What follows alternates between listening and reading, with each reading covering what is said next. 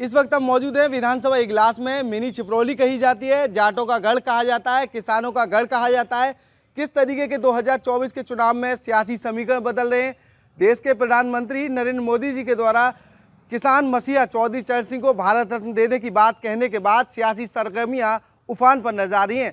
लगातार 2024 के चुनाव तेजी से गति पकड़ते नजर आ रहे हैं, तो वहीं दूसरी ओर लगातार सियासी समीकरण हर रोज बदल रहे हैं। जयंत चौधरी के भाजपा में जाने की सियासी सरगर्मियां बढ़ने के बाद पदाधिकारियों का क्या कुछ कहना है, जाट सभा क्या कह रही है, इन सभी बातों को जानने के लिए मेरे साथ मौजूद हैं सबसे पहले विधानसभा इजलास यानी कि भाजपा मंडल अध्यक्ष प्रभात चौधरी से जान लेते हैं किस तरह की सरगर्मियां रहेंगी 2024 के चुनाव में।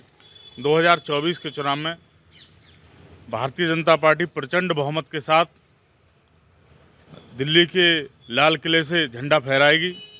यह जो गठजोड़ हुआ है, इस गठजोड़ के साथ यह जो सम्मान देने का काम भारतीय जनता पार्टी ने जो किया है, वो किसानों को सम्मान देने का काम चौधरी चरण सिंह जी को भारत रत्न देकर उस रूप में किया है।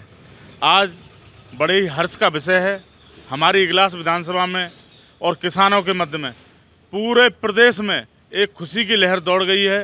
किसानों के मसीहा जय जवान जय किसान का नारा देने वाले हमारे स्वर्गीय चौधरी चरण सिंह जी को जिस तरह का सम्मान भारतीय जनता पार्टी मोदी जी ने दिया है, उसके लिए हम उनका विशेष आभार प्रकट करते हैं। क्या कहना चाहेंगे, जयंत चौधरी भाजपा में जाने की ओर हैं, लगातार पदाधिकारियों का किस तरीके से देखा जा रहा है, क्या कहेंगे? यह सब फैसले बड़े स्तर पर होते हैं। पार्टी अगर चौधरी जयंत जी अगर भाजपा के साथ गठजोड़ में हैं तो उनका स्वागत है, हम लोग उनका स्वागत करते हैं। वो हम सब जाट समाज का और किसानों की जो राजनीति वो इस देश स्तर पर प्रदेश स्तर पर करते आए हैं, उसको एक नया चांद लगने का समय सही है और उनका फैसला बिल्कुल ही समाज के हित में होगा। 2024 के चुनाव नज़दीक हैं, इसका चुनावों पर किस तरीके का प्रभाव पड़ेगा? चुनावों पर प्रभाव बहुत ही अच्छा पड़ने वाला है। यह गठजोड़ अपने आप में बड़ा ही ऐतिहासिक होगा। इससे न कि भारतीय जनता पार्टी को मजबूती मिलेगी, बल्कि हमारे चौधरी जयंत जी को भी विशेष मजबूती मिलेगी, क्योंकि यह गठजोड़ अपने आप में बड़ा ही बेमिसाल और ऐतिहासिक होने वाला है। अन्य पार्टियों को किस तरीके से देखते हैं? जैसे अब ये गठबंधन हो गया तो अन्य पार्टियों को क्या रहेगा, फिर कांग्रेस है, सपा है, वो कहाँ जाएंगे? हमारे यहाँ किसी भी पार्टी की कोई स्थिति नहीं है। यहाँ एक तरफा भारतीय जनता पार्टी का बहुमत है और भारतीय जनता पार्टी तीसरी बार प्रचंड बहुमत के साथ देश में अपनी सरकार बनने जा रही है। देखिए, चाहे वो लोकसभा हाथरस की बात कही जाए, चाहे वो अलीगढ़ की बात कही जाए, दोनों ही जगह किसान मसीहा की पार्टी का दबदबा बताया जाता था, लेकिन लंबे अंतराल से 2 दशक हो गए, 2 दशक से आरएलडी जो है नहीं जीत पाई। क्या कहेंगे किस नज़र से, क्या अब की बार गठबंधन के बाद क्या कहीं कुछ मौका मिलेगा उनको? ये सब फैसले बड़े स्तर के हैं। पार्टी के शीर्ष पदाधिकारी इन सब फैसलों को लेने के लिए सक्षम हैं। जो भी उनका दिशा निर्देश होगा हम सब उसका फॉलो करेंगे। बाकी रही बात इस तरह जीतने की और हारने की, तो ये तो अपने आप में चुनाव एक ऐतिहासिक चीज़ें होती हैं जो अपने आप में कहीं ना कहीं बदलाव की ओर ले जाती हैं, क्योंकि देश रामराज की तरफ जा रहा है और रामराज से जुड़ रहा है, इसीलिए ये सब बदलाव होते रहते हैं। मेरे साथ मौजूद हैं अब सीपी चौधरी साहब, इनसे जानेंगे किसान मसीहा को भारत रत्न मिल चुका है, किस तरह की खुशी जाहिर करेंगे?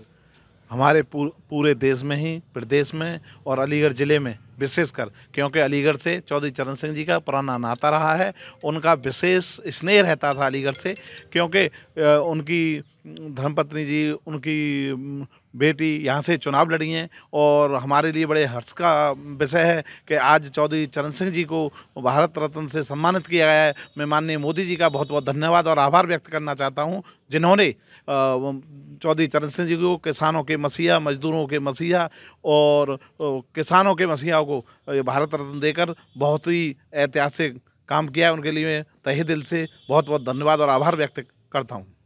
मेरे साथ अन्य भी पदाधिकारी मौजूद हैं, उनसे जान लेंगे किस तरीके का चुनाव रहेगा 2024, क्या कहेंगे? बीजेपी कैसे क्या? बीजेपी ही रहेगी 2024 में, क्योंकि सब साफ है। राम मंदिर चल रहा है तो राम मंदिर के पीछे हैं सब।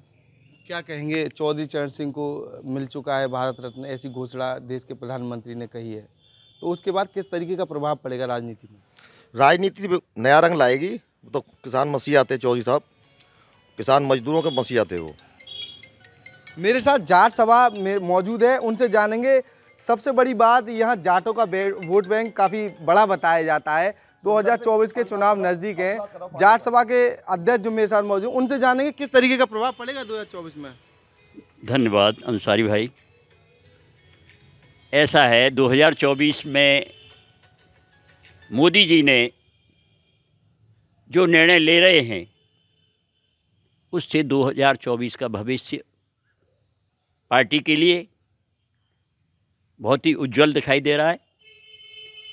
जहाँ तक बात आती है चौधरी साहब को भारत रत्न देने की, चौधरी साहब किसानों के नेता थे, यद्यपि वो जाट थे और मैं जाट समुदाय से हूँ, जाट सभा का अध्यक्ष हूँ, तो हमारी जाट सभा को इससे बेहद प्रसन्नता हुई है और जाट समुदाय तो बेहद प्रसन्न है इस सम्मान के मिलने से।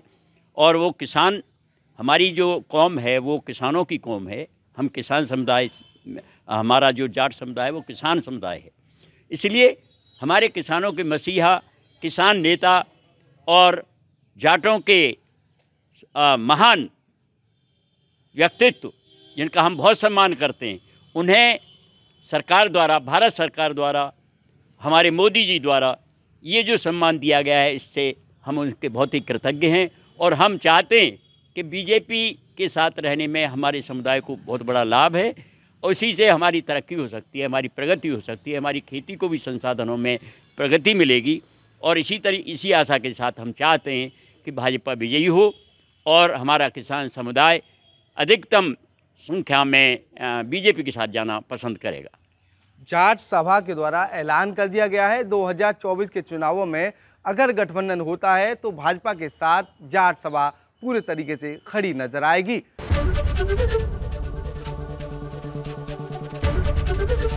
एबीपी गंगा, खबर आपकी, जुबान आपकी।